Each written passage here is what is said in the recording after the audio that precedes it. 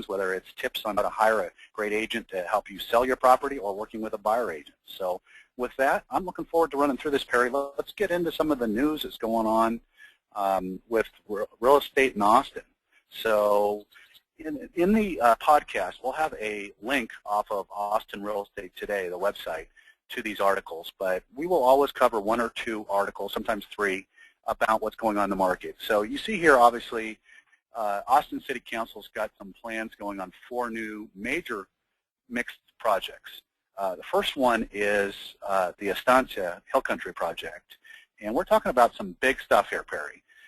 Whether these all go through and what the timing is. I mean, Estancia Hill Country is almost 600 acres. It's down in South Travis County, I-35 and FM 1327. I tell you, this is going to be yet another big project. You're talking about 730 single-family homes, 1,500 plus apartments, 900,000 square feet of office space, a huge corporate office complex, and a little more than 400,000 square feet of retail. And so you're talking about all that set with pretty close to 100 plus acres of open space and parks. Big project. I think what this is showing is Austin is continuing to grow and grow quickly, and we're going to continue to see these things.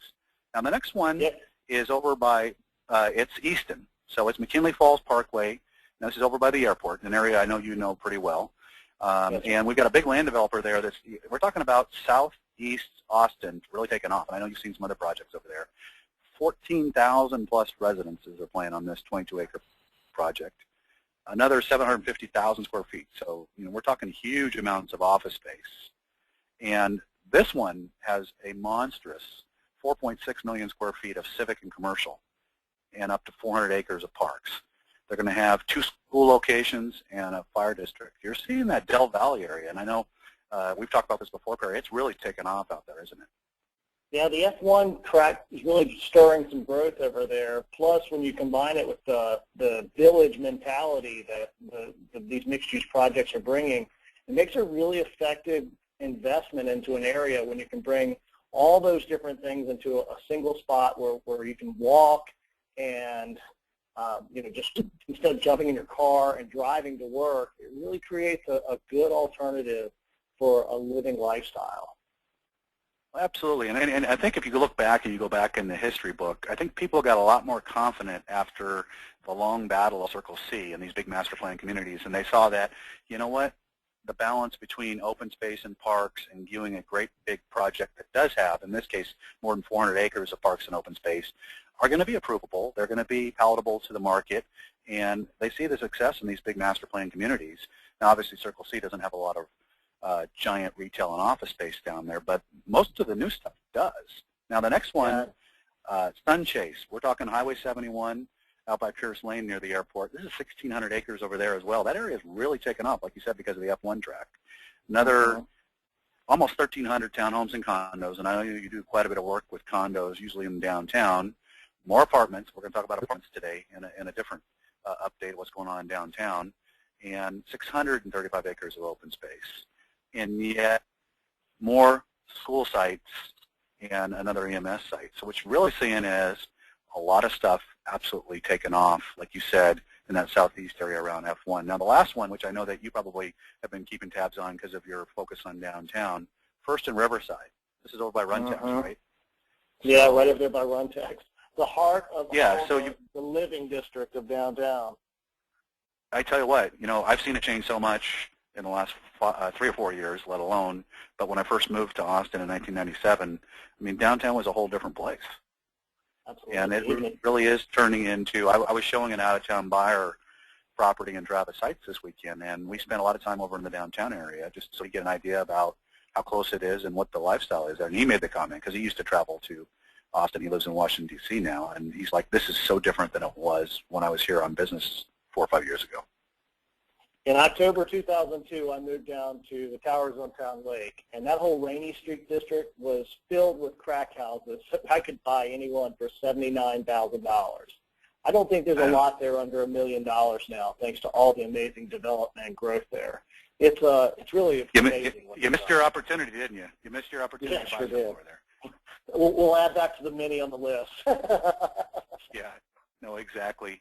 So a couple more news stories we're going to cover here fairly quickly. You know, there was some good news in the last 60 days, and we'll try and obviously, as we get these future episodes, have this stuff be very, very clear in terms of more recent. But the market, because of job growth, the next one is obviously home starts are at the highest level in 3 years, and this is driven by the strong economy and the 300-plus people a day that are relocating into the Central Texas Austin market.